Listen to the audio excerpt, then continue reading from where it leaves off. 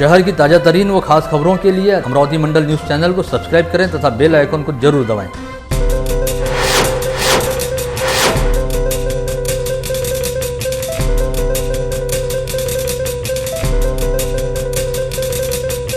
नमस्कार, दैनिक अमरावती मंडल के मंडल news bulletin में आप सभी का स्वागत है। आइए पेश करते हैं आज की कुछ खास खबरें। स्थानीय जिलाधीश शैलेश नवाल ने यहां के जिला सामान्य अस्पताल में कोरोना व सारी जैसी संक्रामक बीमारियों के संदर्भ में आयोजित समीक्षा बैठक में कहा कि अब कोरोना के साथ साथ सारी से संक्रमित मरीजों का इलाज भी शहर के निजी अस्पतालों में करने की अनुमति दी जाएगी। इस समय कोरोना के हालात को नियंत्रित करने हेतु प्रशासन द्वारा किए जा रहे विविध प्रतिबंधात्मक उपाय योजनाओं की जानकारी देने के साथ ही जिलाधीश नवाल ने कहा कि इन दिनों शहर से जिले में कोरोना संक्रमित मरीजों के ठीक होकर घर लौटने का प्रमाण बढ़ रहा है, जो जिले के लिहाज से बेहद राहत वाली बात है। साथ ही उन्होंने बताया कि आदिवासी बहुल मेलघाट क्षेत्र के लिए जिला प्रशासन द्वारा 20 नई व अत्याधुनिक एम्बुलेंस खरीदी जाएगी। करीब 5 माह के लंबे इंतजार पश्चात अंततः 25 अगस्त को स्थानीय पंजाबराव देशमुख स्मृति मेडिकल कॉलेज व अस्पताल यानी पीडीएमसी को अपने यहां कोविड टेस्ट लैब शुरू करने की अनुमति प्राप्त हो गई। मंगलवार की दोपहर ही पीडीएमसी को अंतिम अनुमति के साथ आईसीएमआर की ओर से लॉगिन व पासवर्ड भेजा गया। इसके साथ ही अब यहां पर कॉलेज के डीन डॉक्टर पद्माकर सोमवंशी के मार्गदर्शन तथा कोविड टेस्ट लैब के इंचार्ज डॉक्टर प्रमोद भिसे व मैनेजर डॉक्टर एम देशमुख की अगुवाई में लैब की पूरी टीम पूरी तरह से मुस्तैद हो गई है और 1-2 दिन में यहां पर कोरोना संदिग्ध मरीजों के थ्रोट स्वैब सैंपलों की जाँच का काम शुरू कर दिया जाएगा। इस कार्य हेतु यहाँ पर फिशर कंपनी की RT-PCR मशीन लगाई गई है और इस मशीन के जरिए यहाँ पर रोजाना करीब 200 थ्रोट स्वैब सैंपलों की जांच की जाएगी। बता दें कि विगत 5 मई से कार्यरत संत गाड़गे बाबा अमरावती विश्वविद्यालय की कोविड टेस्ट लैब में इस समय रोजाना करीब 300 से 350 थ्रोट स्वैब सैंपलों की जांच की जा रही है। वहीं अब पीडीएमसी की कोविड टेस्ट लैब में रोजाना 200 थ्रोट स्वैब सैंपल जांचे जाएंगे। ऐसे में अब अमरावती में रोजाना 500 सैंपलों की RT-PCR टेस्ट की सुविधा उपलब्ध होगी। इससे जहाँ एक और विद्यापीठ की कोविड टेस्ट लैब पर काम का बोझ कम होगा, वहीं दूसरी ओर थ्रोट स्वैब सैंपलों की टेस्ट की संख्या और गति बढ़ेगी। दैनिक अमरावती मंडल ने इस संदर्भ में पीडीएमसी के डीन डॉक्टर पद्माकर सोमवंशी से विशेष तौर पर बातचीत की। अमरावती जिल्ह्यामध्ये कोविड-19 टेस्टची व्यवस्था नव्हती। इथून सॅम्पल नागपूरला पाठवायचे लागायचे आणि त्याच्यामुळे रिपोर्ट यायला वेळ लागत होता। म्हणून शिवाजी शिक्षण संस्थेचे अध्यक्ष माननीय श्रीयुत हर्षवर्धनजी देशमुख आणि त्यांचे सहकारी यांनी असा विचार केला की ही लॅबोरेटरी आपल्या इथे सुरू करायची। त्या लगेच आम्ही कलेक्टर साहेबांना अप्रोच झालो आणि त्यांनी लगेच मान्य केलं आणि मग लॅबोरेटरी स्थापनेची प्रक्रिया सुरू झाली। आमची अशासकीय लॅबोरेटरी असल्यामुळे आम्हाला NABLचं ॲक्रेडिशन येणं गरजेचं होतं। त्या प्रक्रियेत थोडा वेळ गेला, पण आता शेवटी NABLचं ॲक्रेडिशन मिळालेलं आहे, ICMRची परवानगी मिळालेली आहे आणि RCMRचा लॉगिन ID पण प्राप्त झालेला आहे।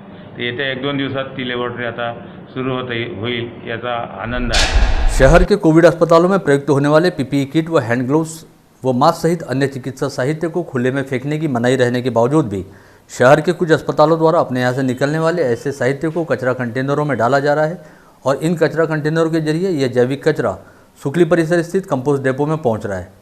ऐसे में इस परिसर सहित समूचे शहर में कोरोना का संक्रमण फैलने का खतरा बना हुआ है। इससे पहले भी सुकली कंपोस्ट डिपो में PPE किट सहित अन्य जैविक कचरा फेंका हुआ 2 बार पाया गया था। वहीं अब लगातार तीसरी बार इस कंपोस्ट डिपो में बड़े पैमाने पर PPE किट, हैंड ग्लव्स व मास्क फेंके पाए गए हैं, जिसकी ओर प्रशासन द्वारा बड़ी गंभीरता से ध्यान दिए जाने की जरूरत है। देश में कोरोना संक्रमितों की संख्या लगातार बढ़ती जा रही है। ऐसे में आगामी 1 सितंबर से लागू किए जाने वाले अनलॉक 4 में केंद्र सरकार द्वारा शालाओं और महाविद्यालयों को फिलहाल शुरू करने की अनुमति दिए जाने की कोई संभावना दिखाई नहीं दे रही। हालांकि विद्यापीठ, IIT व IIM जैसे उच्च शैक्षणिक संस्थाओं को शुरू करने के संदर्भ में गहन विचार विमर्श जारी है। ऐसी जानकारी केंद्रीय गृह मंत्रालय के सूत्रों के जरिए पता चली है। गत रोज अमरावती से चांदूर बाजार की ओर जाते समय राज्य के राज्य मंत्री बच्चू कडू को सड़क किनारे 2 बच्चे बरबट्टी की फलियां बेचते दिखाई दिए, जिसके बाद उन्होंने अपना वाहन रुकवाया और वे नीचे उतरकर उन बच्चों के पास बरबट्टी का भाव पूछने और बरबट्टी खरीदने के लिए गए।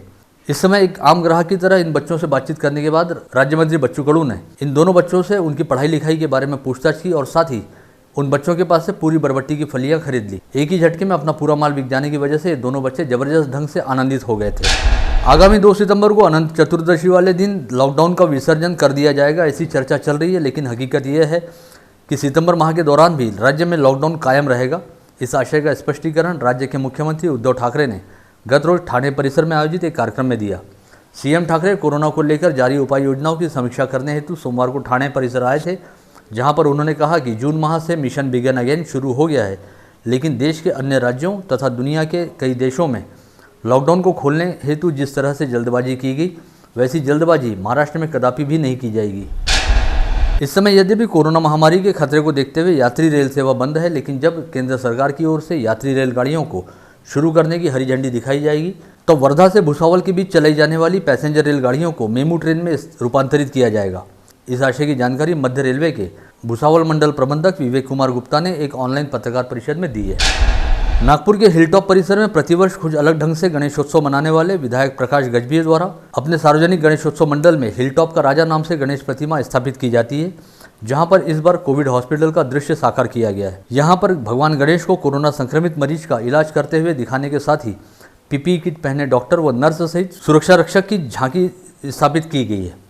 इस सार्वजनिक गणेशोत्सव मंडल में आने वाले सभी भक्तों को सोशल डिस्टेंसिंग और सैनिटाइजेशन के तमाम नियमों का पालन करने के बाद ही भीतर प्रवेश दिया जा रहा है। विगत शुक्रवार को बडनेरा की जूनी बस्ती परिसर से आर्थिक अपराध शाखा द्वारा पकड़े गए शौचालय घोटाला मामले के मास्टरमाइंड योगेश कावरे की पीसीआर अवधि को स्थानीय अदालत द्वारा आगामी 31 अगस्त तक बढ़ा दिया गया है। शुक्रवार 21 अगस्त को हिरासत में लिए जाने के बाद पुलिस ने कावरे को 22 अगस्त की दोपहर अदालत में पेश कर उसका 25 अगस्त तक पीसीआर प्राप्त किया था और पीसीआर की अवधि समाप्त होने पर उसे मंगलवार 25 अगस्त को एक बार फिर अदालत में पेश कर पूछताछ हेतु रिमांड की अवधि बढ़ाए जाने की मांग की गई, जिसे अदालत ने स्वीकार कर लिया है। जिले में मंगलवार 25 अगस्त की शाम तक 64 लोगों की कोरोना टेस्ट रिपोर्ट पॉजिटिव आई है, जिसके चलते जिले में कुल संक्रमितों का आंकड़ा बढ़कर 4751 पर जा पहुंचा है। इसमें से अब तक 112 मरीजों की मौत हो चुकी है और 3401 मरीजों को कोविड अस्पताल से डिस्चार्ज मिल चुका है। वहीं इस समय 1238 एक्टिव पॉजिटिव मरीजों का इलाज चल रहा है। जिले में कोरोना संक्रमितों की लगातार बढ़ती संख्या को देखते हुए काफ़ी भय व चिंता का माहौल है। वहीं प्रशासन द्वारा कोरोना संक्रमण को रोकने हेतु तमाम प्रतिबंधात्मक उपाय किए जा रहे हैं। जिले में कोरोना संक्रमितों की संख्या बढ़ने के साथ ही आए दिन किसी न किसी कोरोना संक्रमित की मौत भी हो रही है। गत रोज वरुड तहसील के लोनी निवासी एक कोरोना संक्रमित डॉक्टर की मौत हो गई। वहीं चांदू रेलवे निवासी एक महिला ने कोविड अस्पताल में इलाज के दौरान दम तोड़ दिया। वरुड में इस समय तक कुल 103 कोरोना संक्रमित मरीज पाए जा चुके हैं। वहीं चांदू रेलवे तहसील में कोरोना संक्रमितों की संख्या 48 पर जा पहुंची है। इस समय अमरावती में कोरोना संक्रमितों की लगातार बढ़ती संख्या के मद्देनजर जिला प्रशासन द्वारा स्थानीय सुपर स्पेशलिटी अस्पताल में अधिक से अधिक मरीजों को भर्ती करने हेतु बेड की संख्या को बढ़ाया जा रहा है, जिसके तहत यहां पर अब 275 बेड उपलब्ध करा दिए गए हैं और बहुत जल्द यहां पर 300 बेड उपलब्ध करा दिए जाएंगे। इन दिनों असिम्टोमेटिक यानी लक्षण विरहित और सौम्य लक्षण वाले मरीजों को होम आइसोलेशन के तहत ही रखा जा रहा है और मध्यम लक्षण सहित हाई रिस्क वाले मरीज ही कोविड अस्पताल में भर्ती कराए जा रहे हैं। ऐसे में कोविड अस्पताल में उपलब्ध कराए गए अधिकांश बेड को ऑक्सीजन व्यवस्था से युक्त रखा गया है। साथ ही हाई रिस्क वाले मरीजों के लिए पर्याप्त संख्या में वेंटिलेटर की सुविधा भी उपलब्ध कराई गई है। चिखलदरा परिसर के बोरी गांव में आज भी पीने के पानी की समस्या बरकरार है। ग्रामीण क्षेत्र के लोग दूर दूर से अपने सिर पर पानी लाने के लिए विवश हैं। गांव में कहने के लिए पानी की टंकी तो है, लेकिन उसमें पानी ही नहीं है। जलापूर्ति योजना तो है, लेकिन फिर भी लोगों को पानी के लिए परेशान होना पड़ रहा है। चिखलदरा तहसील के बोरी गांव के अलावा ऐसी स्थिति चौरियामल गांव की भी है। यहां पर जलापूर्ति योजना के लिए कई लाख रुपए खर्च किए गए, लेकिन बावजूद इसके गाँव वासियों को पानी के संदर्भ में राहत मिलती दिखाई नहीं दे रही।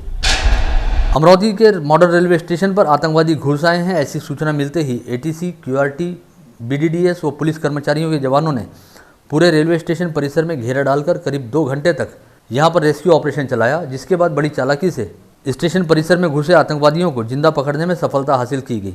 आगामी त्योहारों को देखते हुए पुलिस विभाग द्वारा रेलवे परिसर में यह एक प्रात्यक्षिक किया गया था। पुलिस द्वारा किए गए इस नाट्यमय तरीके की बात समझ में आने के बाद लोगों ने इसका 2 घंटे तक मनोरंजनात्मक आनंद लिया।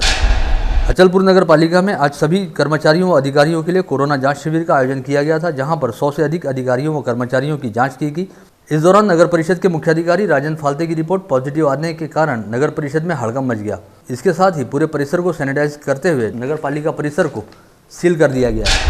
अकोला पुलिस के विशेष दल को लाखों रुपए कीमत के दुर्लभ प्रजाति के 2 मुँहे सांप की तस्करी होने की गुप्त सूचना मिली, जिसके आधार पर पुलिस ने अकोला के डाबकी रोड पर जाल बिछाया। इस दौरान मोटरसाइकिल से जा रहे पारसगांव निवासी विकास श्रीराम सावले व कृष्णा गणेश गुर्जर नामक 2 आरोपियों को पुलिस ने गिरफ्तार कर लिया।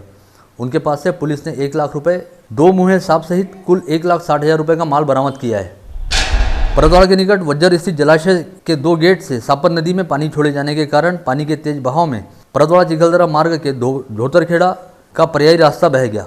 इस कारण इस मार्ग से गुजरने वाले हल्के व भारी वाहनों को दूसरे रास्तों से होकर भेजा जा रहा है। फिलहाल यहाँ पर सड़क निर्माण का कार्य कर रही ठेका कंपनी द्वारा मजबूत पाइप के सहारे सड़क की मरम्मत का कार्य युद्ध स्तर पर शुरू है। आज से महालक्ष्मी यानी ज्येष्ठा गौरी का पर्व शुरू हुआ है। 2.5 दिन के लिए मायके आने वाली ज्येष्ठा गौरी के आगमन को काफी शुभ माना जाता है। यद्यपि कोरोना संक्रमण के खतरे को देखते हुए लोगों के घरों में इस वर्ष महाप्रसाद पर भाविकों की भीड़भाड़ नहीं होगी, लेकिन बावजूद इसके प्रतिवर्ष के अनुसार ही उत्साह के साथ ज्येष्ठा गौरी का स्वागत करते हुए इस पर्व की तैयारियां शुरू की गई हैं। स्थानीय जिला ग्रामीण पुलिस अधीक्षक कार्यालय अंतर्गत आने वाले जिले के ग्रामीण इलाकों में अब तक कुल 1121 कोरोना संक्रमित मरीज पाए गए हैं, जिसमें से 42 लोगों की मौत हो चुकी है। वहीं जिले के अलग अलग इलाकों में 194 स्थानों पर कंटेनमेंट जोन साकार किए गए। इसके अलावा ग्रामीण पुलिस में ही अब तक 22 पुलिस अधिकारी व कर्मचारी कोरोना संक्रमित पाए जा चुके हैं तथा 12 अधिकारियों व कर्मचारियों को होम क्वारंटाइन रखना पड़ा है। देश में बढ़ती बेरोजगारी की समस्या को लेकर युवक कांग्रेस द्वारा आज जिलाधीश कार्यालय पर मोर्चा निकाला गया।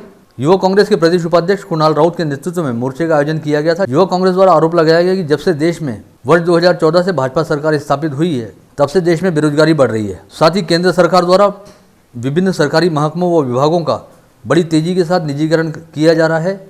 इस वजह से भी बेरोजगारी की समस्या लगातार बढ़ती जा रही है। ज्ञापन सौंपते समय युवक कांग्रेस के प्रदेश उपाध्यक्ष कुणाल राउत सहित युवक कांग्रेस के विभिन्न पदाधिकारी उपस्थित थे। इसी के साथ आज का बुलेटिन यहीं समाप्त होता है। कल दोबारा आप सभी से मुलाकात होगी ऐसे ही कुछ खास खबरों को लेकर। तब तक के लिए नमस्कार।